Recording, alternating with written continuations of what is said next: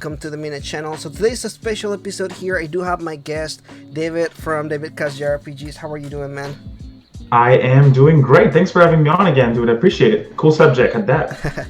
So today we're going to be talking about Persona versus Shin Megami Tensei, a gameplay edition. Kind of just talking about everything pertaining to the Persona and the Shin Megami Tensei gameplay, as there is a lot of people that have the misconception that the games are very far apart, although I personally feel like there's more similarities, but at the same time there's definitely some differences. We're going to cover both of the game series, and this is mainly going to cover mainline. Is not going to cover every Megaten in the series, as Megaten does tend to stray from game to game, especially the spin-offs, which do have different gameplay, from tactical RPGs to hack and slash to other types of press turns. So we're mainly gonna focus on mainline Persona and mainline Shin Megami Tensei. So let's go ahead and jump right into it with the video here. So one of the major things that really differentiate Persona and Shin Megami Tensei is gonna be the visual novel style of a lot of the gameplay school life aspect. That's definitely something that is not gonna be found in the Shin Megami Tensei games, but it's definitely something that a lot of people go to the Persona games for. However, although there is nothing on the sort of on Shin Megami Tensei, there's still character interaction on that aspect. What do you feel about that, David? Well, character interaction, yeah, it's definitely present and it's an emphasis in both games, I would say, but they do it very differently. Like you mentioned, social interactions and social links, confidence, all of that good stuff in Persona, mainline Persona. It's different. It's like you need to spend time with those characters, and they develop the characters in a very different way that SMT does it. For example, if you compare, let's take the latest games. If you take like P5, which is a game where you have cool characters, very unique characters, just like, let's say, SMT4, but you get to learn your characters in a very different way. You learn more about them in a very different way. Like in P5, you get to spend time with them during social interactions, like social links. There's moments dedicated to learning more about a certain character. In SMT4, well, it's during certain story sequences that you get to learn more about the characters. They sometimes drop little comments every now and then in battle, stuff like that, which makes you love them and makes you learn more about them in the meanwhile. It's more traditional, while Persona is more like, hey, look at my characters and spend time with them. And I feel like they want to go even deeper with the links between the main character and the other characters, the side characters, than mainline. Totally agree. Mainline. Yeah, definitely. I think Persona does more of a focus on character interaction. On the other hand, Shin Megami Tensei always has kind of like these moments where you interact with them. Particularly Shin Megami Tensei 4 and Apocalypse, I think they did a pretty good job as far as like having...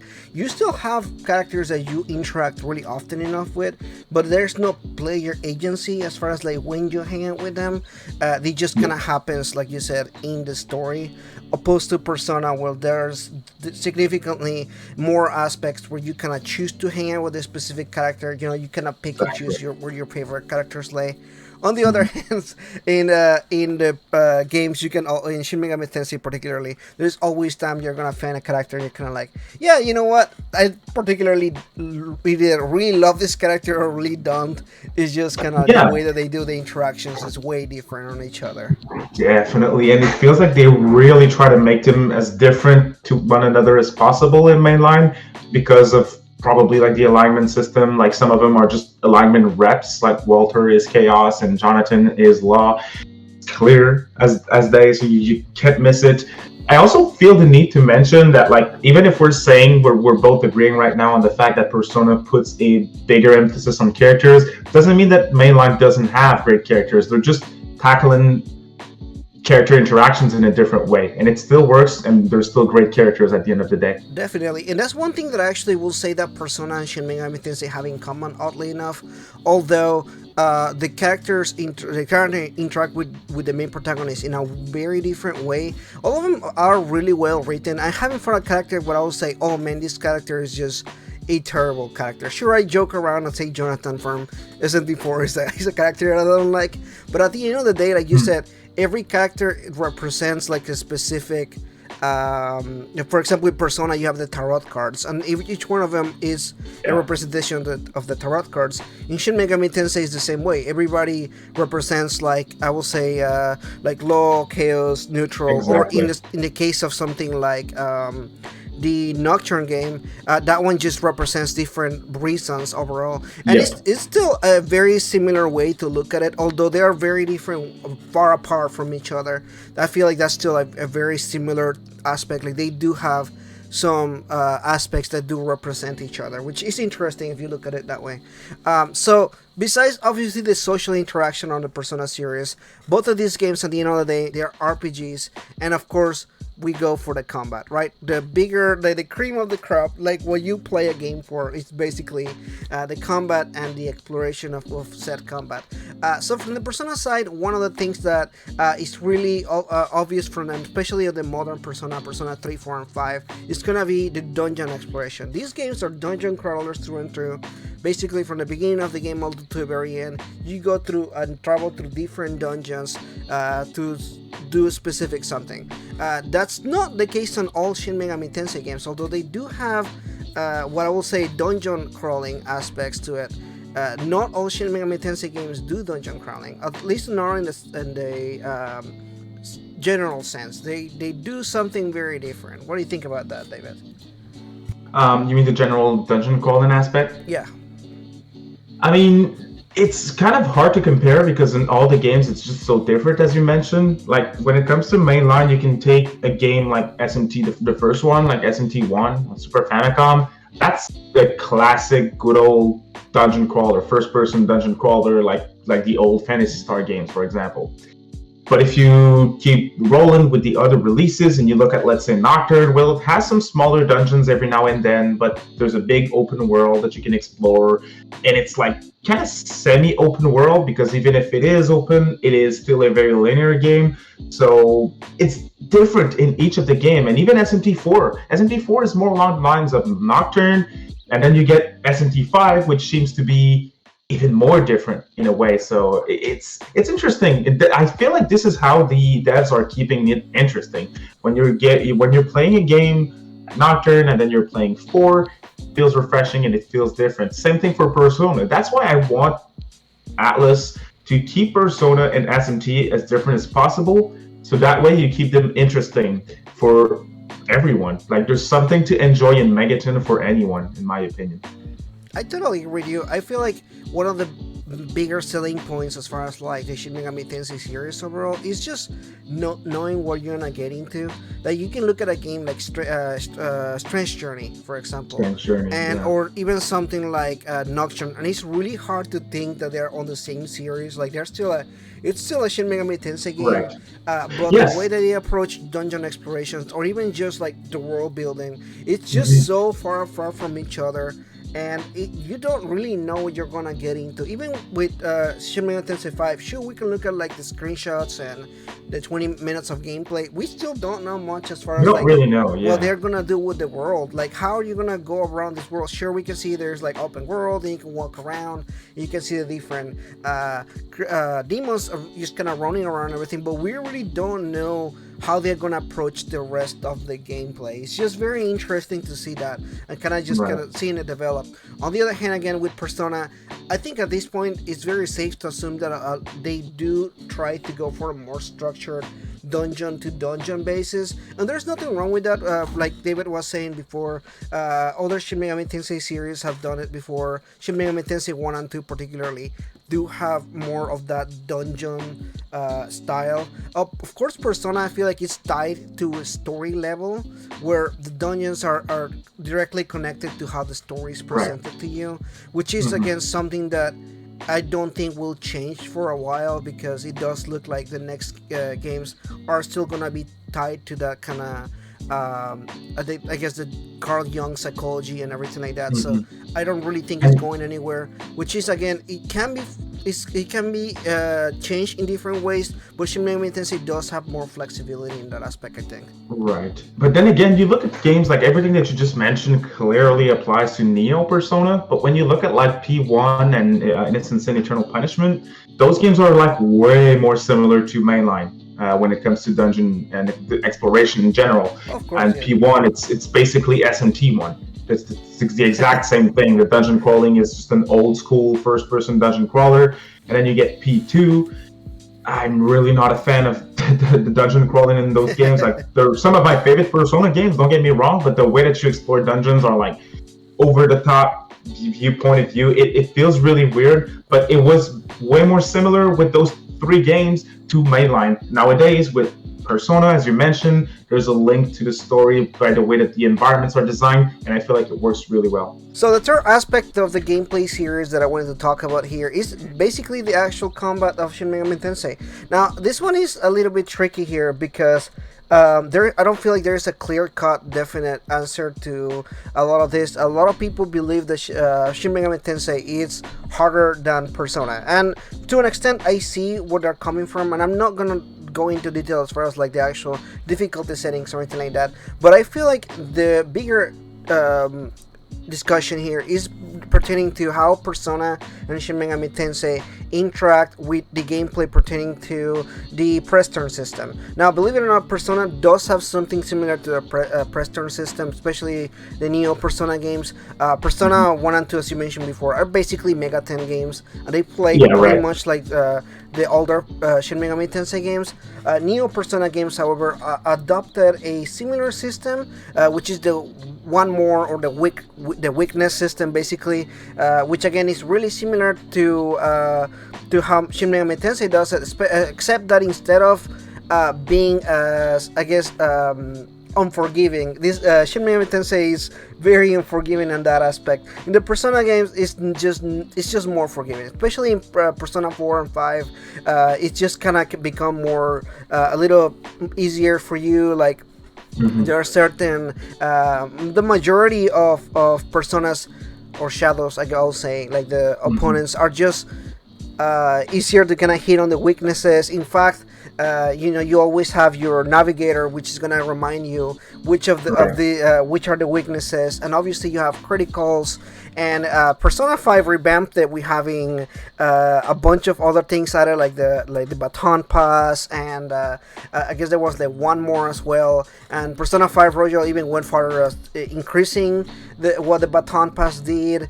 So we have weaknesses, criticals. There was another one. What was it? There's a third one they do, which says criticals. Technicals. They also do technicals. Technicals, right, for the guns. And baton pass. So we're talking about. And then they have the.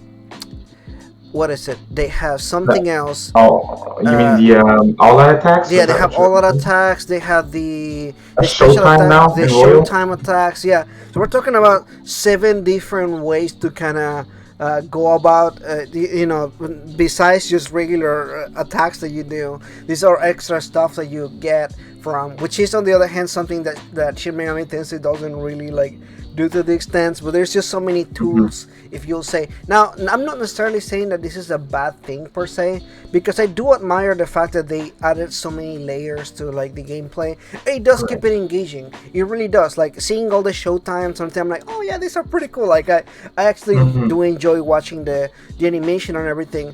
On the other hand, you can also say, yeah, this makes the game a lot more forgiving for you. Like if you mess up, I saw a meme recently, and it was kind of like in a Persona game when you accidentally like hit something that is like something they are strong against, opposed to a weakness, and nothing really nothing really comes out of it. But in Shin Megami Tensei, if you end up hitting a strength opposed to a weakness, if you're basically losing the rest of your turn, or like a part of your turn within the press turn, and that just completely messes up with your strategy or anything like that. Well, so what would you say about the Shin Megami Tensei opposed to the Persona gameplay style? I mean, when you started, you really piqued my interest right away, because this is something that we in the Megaton community always say, that they kind of share the same structure of the press turn combat system. But I feel like with all those additions, of course, that you mentioned in Persona, like all that attacks, etc., they make it a bit more forgiving. But also, the roots of the press turn combat system are not as important in Persona as they are in mainline. An example that comes to mind is buffs and debuffs. You know as much as I do that you can play and beat P5R on Royal without using buffs and debuffs. You probably can, but you're gonna struggle to do the exact same thing in Nocturne. Like in mainline, buffs and debuffs, which is a root part of the structure of the press-run combat system in mainline, like in Nocturne, it is extremely important to take advantage of that.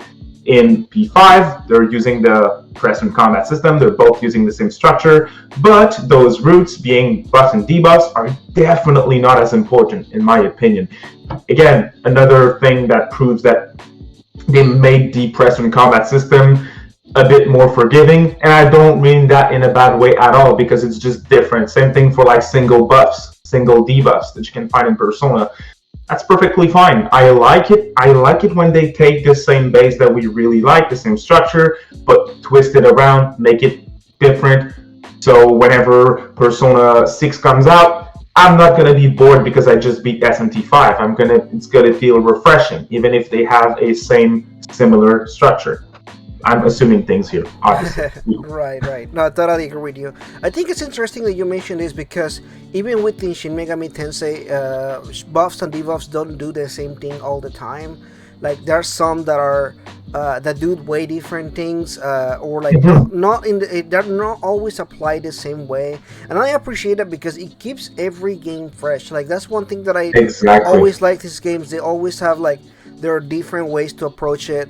Shin Megami Tensei 3 plays in the press turn system, doesn't play anything like Shin Megami Tensei 4. Sure, there's some similarities, but you look at one of them and look at the other one, you're like, wow, this is something that just it doesn't translate. It's not like you can just pick up the game and just kind of like, oh, I'm good. You're gonna get tanked. I remember the very first time that I played SMT4, and I was excited. I was like, oh man, it's been so long since I played a Mega 10 game. I'm just so ready to get back into it and everything. And I played that first dungeon, Naraku, in SMT4, and I got wrecked for hours. And I was like, man, what is going on?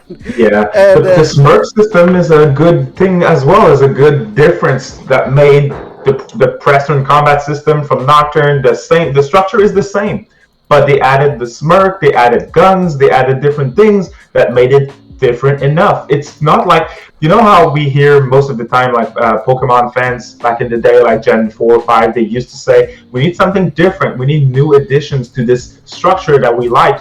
Well, Megaton, they've been nailing it since the first game, mainline SMT, sorry. Clearly, there's always been certain additions. So to keep the combat system refreshing, even though they're using the same structure.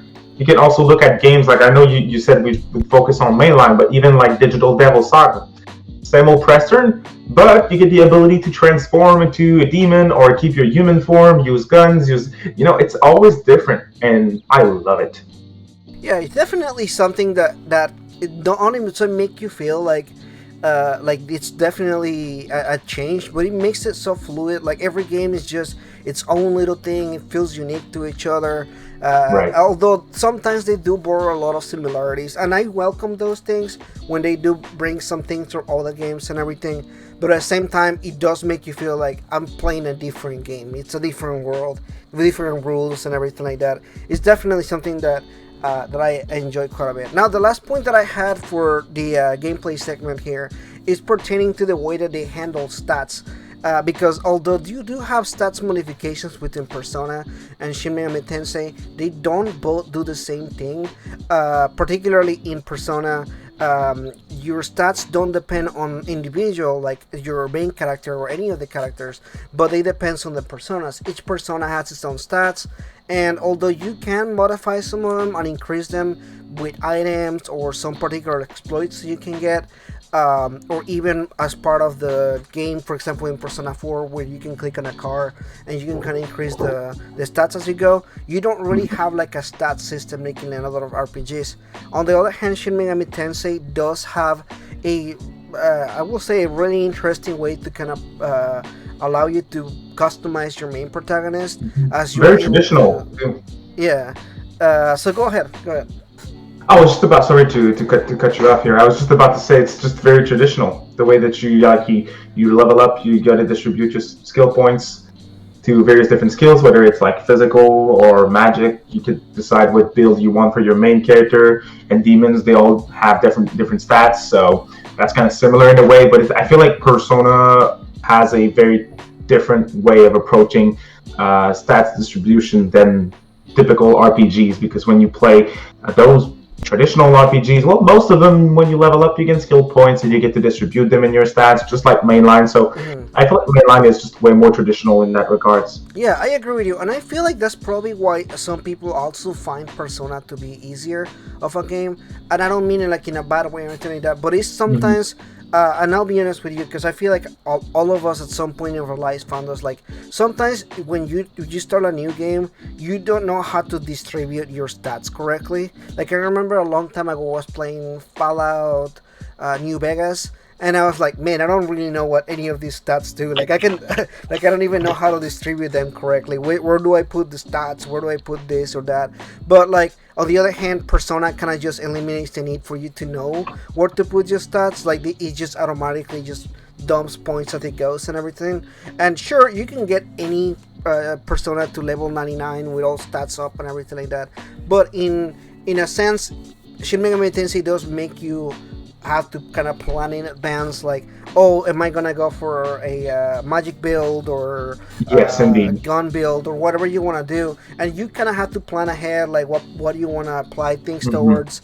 In fact, I really appreciate the fact that Shin Megami Tensei 4 kind of upped that up with Boros and Apocalypse with the phone thing, because it kind of added another layer on top of that with kind of additional things you could, like the app points that you can use for different things and everything. Yeah, I like that. So that not only added kind of like a customization feature, more like it really does make you feel like you have even more things to customize and everything, but it also added an extra layer of kind of like planning. You know, like you have now you have more to kind of like think about and everything. They put the little twist on the traditional skill distribution that was present for a long time in mainline. Like right after, well, they started to change it after Nocturne. So as you said, at 4, but there's also like Strange Journey, which had like apps. You gain app points when you exchange like how are they called? Oh boy, I'm drawing a big blank. The things that you find on field, you bring them back to the lab. Right. I know what you're talking about. You know what I'm talking about. So you get app points, then you get to buy certain apps. It's very similar to Burrows in 4. So they started to do that with Strange Journey in terms of mainline, and I feel like this is just yet again another great little twist that makes the skills distribution great. So to summarize this whole thing, I mean, Persona, SMT, when it comes to skill distributions, same structure, but they make it very different by adding their own twist to it, and I love it. Definitely. Well, that's pretty much that I had here for today's video. I want to thank everybody for coming by and checking out the video today. David, thank you so much for coming by and talking to me about this. I've been trying to make this video for a minute. Right. We've been busy with stuff, you know, E3 happened and a bunch of other stuff, so finally get to kind of present this video here. Let me know in the comments below, what do you think about all this? Do you enjoy the Shin Megami Tensei gameplay more, or the Persona gameplay more, or do you enjoy them both for what they are? Personally, I kind of just wrap things up. I like both systems. They're just different, and I enjoy the difference between all of them. And like I said at the beginning of the video, Megaten has differences on every single game. Persona isn't the only series that does things differently. Like David said many times, there are so many differences on every single game that it just makes it good. Like Megaten in general has so many different styles to do things, and at the end of the day, I feel like that's what makes Megaten as a series just good, because each one of them is just inherently very different from each other. Absolutely, they just feel so refreshing from one game to another, which is the reason why both of us were fans of also mainline, but also Persona. They're doing a great job. Thanks for having me on, man. Well, thanks for coming by. If you are new, please consider liking and subscribing, and I'll see you guys in the next video. Bye-bye. Bye.